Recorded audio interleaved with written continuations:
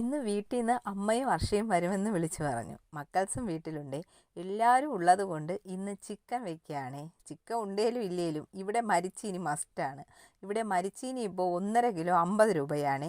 പന്നിശല്യം കാരണം വിളകളിലൊന്നും മരിച്ചീനി നടാൻ പറ്റുന്നേ ഇല്ല. നട്ടു കഴിഞ്ഞാൽ കിഴങ്ങിറങ്ങി തുടങ്ങുമ്പോൾ തന്നെ എവിടെന്നോ എന്തോ മണത്തറിഞ്ഞ് അവന്മാർ വന്ന് താണ്ഡവം തന്നെ ആടിയിട്ട് പോകുവേ. അത് കാരണം ആരും തന്നെ മരിച്ചീനി നടാറേയില്ല. വിളകളിൽ വേലി വെച്ചവർ മാത്രമാണ് നടുന്നത്. അത് കാരണമാണ് ഇത്രയും വില. അങ്ങനെ ഞാൻ മരിച്ചീനിയൊക്കെ കഴുകി അരിഞ്ഞു തുടങ്ങിയിട്ടുണ്ടേ. എനിക്ക് മുറിയുന്ന പിച്ചാത്തി ഉണ്ടെങ്കിൽ ഞാൻ സ്പീഡിനാണ് അരിയുന്നത്. അങ്ങനെ അരിഞ്ഞെല്ലാം റെഡിയാക്കി. ഇനി ഇവനെ 2-3 വെള്ളത്തിൽ നല്ലതുപോലെ കഴുകിയെടുക്കേ. അപ്പോഴേ ഇതിൻ്റെ കട്ട് പോകത്തുള്ളൂ. ഒരു സൈസ് കട്ടുണ്ട്, അത് കളയുന്നതിന് വേണ്ടിയിട്ടാണ് 2-3 വെള്ളത്തിൽ കഴുകുന്നത്. അങ്ങനെ കഴുകി അതിനെ വാരി ഒരു കലത്തിയിട്ട് വെള്ളം ഒഴിച്ച് അടുപ്പത്ത് വെച്ചിട്ടുണ്ടേ. ഞങ്ങളുടെ ഇവിടെയൊക്കെ കിഴങ്ങ് ഉടച്ചാണ് വെക്കുന്നത്. അരപ്പൊക്കെ ചേർത്ത് ഉടച്ച് നല്ലതുപോലെയാണ് വെക്കുന്നത്. അതിനു വേണ്ടി ഞാൻ കാന്താരി മുളക് ഇവിടെ ഉണ്ട് കേട്ടോ. ആ കാന്താരി മുളകും അല്പം വെളുത്തുള്ളിയും അല്പം ജീരകവും ഒരു പിടി തേങ്ങയുമാണ് ഇട്ടിട്ടുള്ളത്. അതെല്ലാം റെഡിയാക്കി അരച്ച് വെച്ചിട്ട് ഇനി ചിക്കൻ ആവശ്യമുള്ള ഉള്ളി അരിയാണ്. ഞാൻ കൂടുതലും കൊച്ചുള്ളിയാണ് അരിഞ്ഞ് റെഡിയാക്കി വെച്ചത്.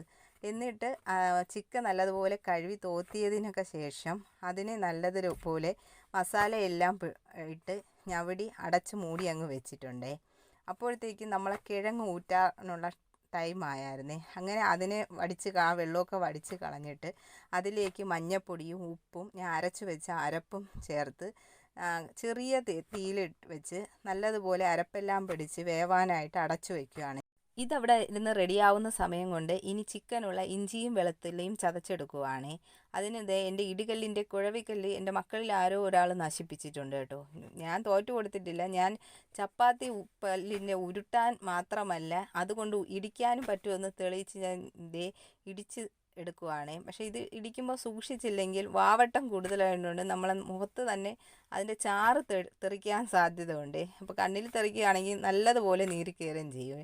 അപ്പോൾ അതുകൊണ്ട് മാത്രമല്ല, ചപ്പാത്തി കുഴൽ കൊണ്ട് നമുക്ക് നല്ലതുപോലെ ഇടിച്ച് ചതച്ചെടുക്കാം കേട്ടോ. അങ്ങനെ അതിനെ ചതച്ച് റെഡിയാക്കി കൈയുടനെ തന്നെ അതങ്ങ് കഴുകി വെച്ച് കേട്ടോ. ഇനി ഞാൻ കരിയേപ്പില ഒഴിക്കാൻ പോവുകയാണേ. കരിയേപ്പില ഒടിക്കുന്നത് പറഞ്ഞാൽ എനിക്കിവിടെ ഉള്ളതുകൊണ്ട് ലാട്ടിന് തോലൊടിക്കുന്ന രീതിയിലാണ് ഞാൻ ഈ കരിയേപ്പില ഒടിക്കുന്നത്.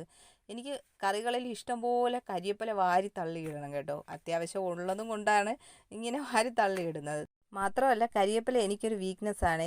ഈ ഒടിച്ച കരിയേപ്പില മൊത്തം ഇന്ന് ചിക്കനിൽ വാരി തള്ളാനുള്ളതാണേ. തൊട്ടടുത്ത് തന്നെ കാന്താരി നല്ല രീതിയിൽ പിടിച്ച് നിൽപ്പുണ്ടേ. മിക്കവാറും ഇനി കാന്താരി കൃഷി തുടങ്ങാനുള്ള ചാൻസ് ഉണ്ട്. അടുത്തത് ചിക്കൻ വയ്ക്കുന്നതിനുള്ള ഉള്ളി വഴറ്റിക്കൊണ്ടിരിക്കുവാണ്. ഞാൻ വെളിച്ചെണ്ണ ഒഴിച്ച് കടുക് ഇട്ട് കരിയേപ്പില ഇട്ട സമയത്ത് കറണ്ട് പോയായിരുന്നേ.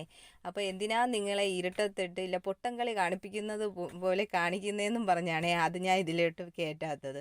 നല്ലതുപോലെ വഴണ്ട് വന്ന സവാളയിലേക്ക് മുളക് പൊടിയും മല്ലിപ്പൊടിയും ഉലുവായും എല്ലാം കൂടെ ഇട്ട് നല്ലതുപോലെ അതിലിട്ട് തന്നെ നല്ലതുപോലെ അത് ഒന്ന് മൂക്കാനായിട്ട് വെക്കുകയാണ്. അപ്പം നല്ല കളറ് കിട്ടും കേട്ടോ. ചിക്കൻ കറിക്ക് നല്ല ചുമന്ന കളറായിരിക്കും.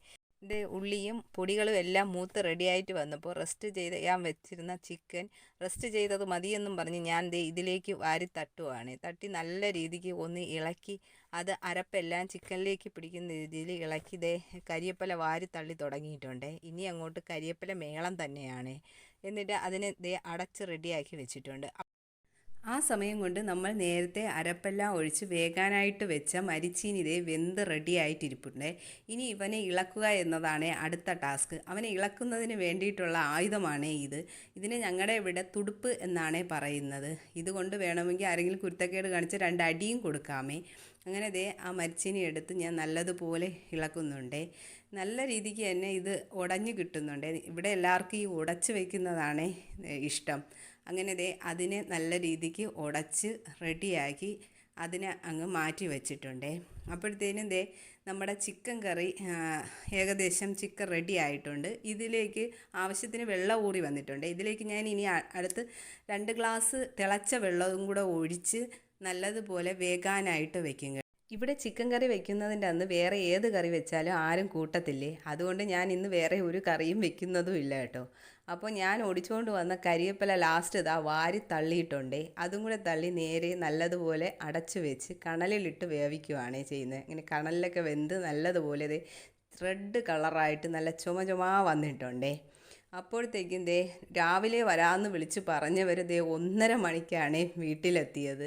കാരണം കുഞ്ചൂസിന് ഡാൻസ് ക്ലാസ് ഉണ്ടായിരുന്നേ. അങ്ങനെ ഡാൻസ് ക്ലാസ്സിനൊക്കെ പോയത് കൊണ്ടാണ് രാവിലെ വരാമെന്ന് പറഞ്ഞ ഇവർ 1:30 മണിയായപ്പോഴത്തേക്കിനും വന്നത് കേട്ടോ. അപ്പം ഊണ് കഴിക്കാൻ ടൈമായതുകൊണ്ട് പിന്നെ ഞങ്ങളെല്ലാവരും കൂടി ഊണൊക്കെ വിളമ്പി നേരെ ഇനി പോയി കഴിക്കുന്നത് വെളിയിൽ പോയാണ് നമ്മൾ കഴിക്കുന്നത്. വെളിയിലെന്ന് പറയുമ്പോഴത്തേക്ക് വേറെങ്ങുമല്ല, നമ്മുടെ സ്ഥിരം മാവിൻ്റെ ചുവട്ടിൽ. നമുക്ക് വെളിയിലിരുന്ന് കഴിച്ചാലേ ആ ഒരു സുഖം കിട്ടത്തുള്ളേ. കാറ്റും നല്ല വെളിച്ചവും നല്ല വർത്തമാനമൊക്കെ പറഞ്ഞ് ഒരുമിച്ച് ഇങ്ങനെ ഇരുന്ന് കഴിക്കും കേട്ടോ. രണ്ടമ്മമാരും എൻ്റെ മൂത്ത മോനും ചേട്ടൻ്റെ മോനും അകത്തിരുന്നാണ് കഴിക്കുന്നത്. അവർക്ക് അതാണ് ഇഷ്ടം. അപ്പോൾ നമ്മൾ ഊണെല്ലാം കഴിച്ചിട്ട് ഇനി മുറ്റത്തോട്ടൊക്കെ ഇറങ്ങി ലാത്തുവാണേ. മഴയില്ലാത്തത് കൊണ്ട് മുറ്റത്തിറങ്ങാൻ പറ്റി കേട്ടോ. ഓരോരുത്തരും ഓരോ സെക്ഷനായിട്ടിരുന്ന് കാര്യങ്ങളും എല്ലാം പറയുവാണേ. അപ്പോൾ ഞാൻ വീഡിയോ എടുക്കുന്നത് കണ്ട് കുഞ്ഞാറ്റു എൻ്റെ വീഡിയോ എടുക്കുകയാണേ. അപ്പേരെ വീഡിയോ ഞാൻ എടുത്ത് തരാം കയ്യിലും പൊക്കി പിടിച്ചുകൊണ്ട് നടക്കുവാണേ. ഈ നിൽക്കുന്നത് ചേട്ടൻ്റെ മോനാണ്. പിന്നെ എൻ്റെ മൂത്ത മോൻ ക്യാമറ ഫേസ് ചെയ്യാൻ താല്പര്യമില്ലാത്തത് കൊണ്ട് അവൻ ക്യാമറയുടെ മുമ്പിൽ വരത്തില്ല. ചിക്ക എല്ലിൻ്റെ ഇടയിൽ കുത്തോന്നൊക്കെ പറഞ്ഞു കേട്ടിട്ടില്ലേ, അതുപോലെ എന്തോ ആണെന്ന് തോന്നുന്നു. സുനിഹനും പിള്ളേരുമായിട്ട് ഭയങ്കര അംഗം വെട്ടലാണ് ദണ്ഡ കൊണ്ടുള്ള. പിന്നെ അങ്ങനെ അവന്മാർക്ക് ദണ്ഡ കൊണ്ട് എന്തോ ഒരു കളി പഠിപ്പിച്ചു കൊടുക്കുകയാണ്. ഇത് പിള്ളേരെ കൂടെ കൂടിക്കഴിഞ്ഞാൽ പിന്നെ സുനിയനും അവന്മാരെക്കാളും ചെറുതാവാൻ നോക്കുവാണേ. അങ്ങനെ എന്തോ ഒരു കളി അവന്മാരെ കൊണ്ട് ചെയ്യിപ്പിക്കുവാണ്. ഇതങ്ങനെ ദേഹത്തങ്ങനെ കയറിക്കൊണ്ടാൽ നന്നായിരിക്കും കേട്ടോ, നല്ല രീതിയിൽ അനന്ന് കിട്ടും. അങ്ങനെ കൊണ്ട് പറ്റത്തില്ല എന്ന് കണ്ടപ്പോൾ അവന്മാരെ അടിച്ചോട്ടിക്കാൻ ശ്രമിക്കുവാണേ. അപ്പോഴേ വേറൊരുത്തിക്ക് എല്ലിൻ്റെ ഇടയിൽ കുത്തിയിട്ടാണെന്ന് തോന്നുന്നത് ഗേറ്റിൻ്റെ മണ്ടയിൽ വലിഞ്ഞു കയറുവാണേ.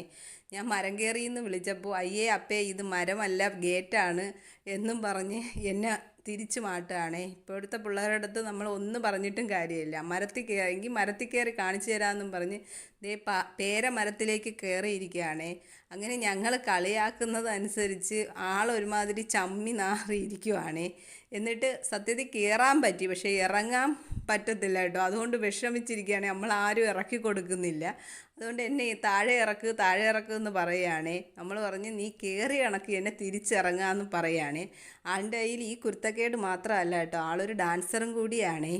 ഏതെങ്കിലുമൊക്കെ പാട്ട് വെച്ച് കൊടുക്കുമ്പോൾ ആ പാട്ടിനനുസരിച്ച് അവളെ എന്നെ സ്വന്തമായിട്ട് സ്റ്റെപ്പ് അപ്പോൾ തന്നെ കണ്ടുപിടിച്ച് ആ സ്റ്റെപ്പ് കളിക്കുവാണേ ചെയ്യുന്നത്. അങ്ങനെ ഇപ്പോൾ നമ്മളൊരു പാട്ടിട്ട് കൊടുത്ത് നാഗഭൂഷിത പദങ്ങളും ചടുലതാളമോടു തിരുനടനവും ഭസ്മഭൂഷിത മുരസ്ഥലം പരിണകർമ്മവും ഭണിഗണങ്ങളും വാസുകി പരിവിശോ.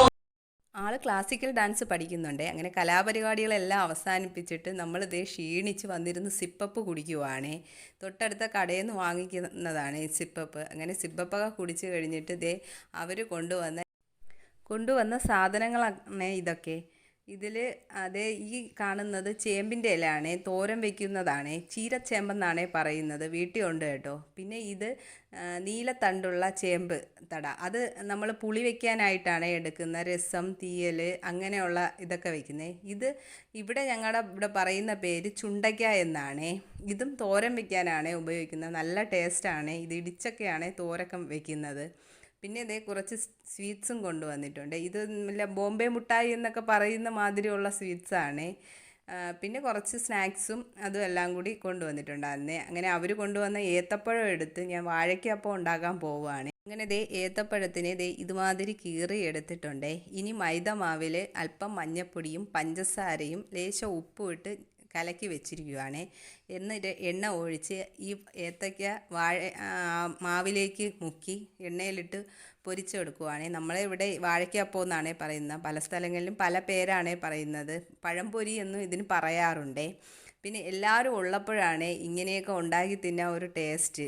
നല്ല രസമാണ് ഇങ്ങനെ എല്ലാവരും കൂടെയൊക്കെ വർത്തമാനം പറഞ്ഞ്. അപ്പോൾ എല്ലാവരും കൂടി നല്ല രീതിക്ക് അങ്ങ് കഴിക്കുകയും ചെയ്യും കേട്ടോ. അപ്പോഴാണ് ഇതിൻ്റെ ഒരു രുചിയും ടേസ്റ്റും ഉള്ളതാണ്. നമ്മൾ കടയിൽ നിന്ന് വാങ്ങിക്കുന്നതിനേക്കാളും എനിക്ക് തോന്നുന്നു വീട്ടിലുണ്ടാക്കി കഴിയുമ്പോഴാണ് ഇത് ടേസ്റ്റ് എന്നാണ് തോന്നുന്നത് കേട്ടോ. അങ്ങനെ എൻ്റെ വാഴയ്ക്കപ്പം എല്ലാം റെഡി ആയിട്ടുണ്ട്. ഇനി ഞങ്ങൾ എല്ലാവരും കൂടി ഇരുന്ന് വർത്തമാനമൊക്കെ പറഞ്ഞ് ചായ കുടിക്കുകയാണ്. ഇപ്പം തന്നെ നേരെ ഇരുട്ടി കേട്ടോ. അങ്ങനെ നേരെ ഇരുട്ടി ഒരു 7 മണിയായപ്പോൾ അവർ പോകാനായിട്ട് അങ്ങ് ഇറങ്ങുവാണ്.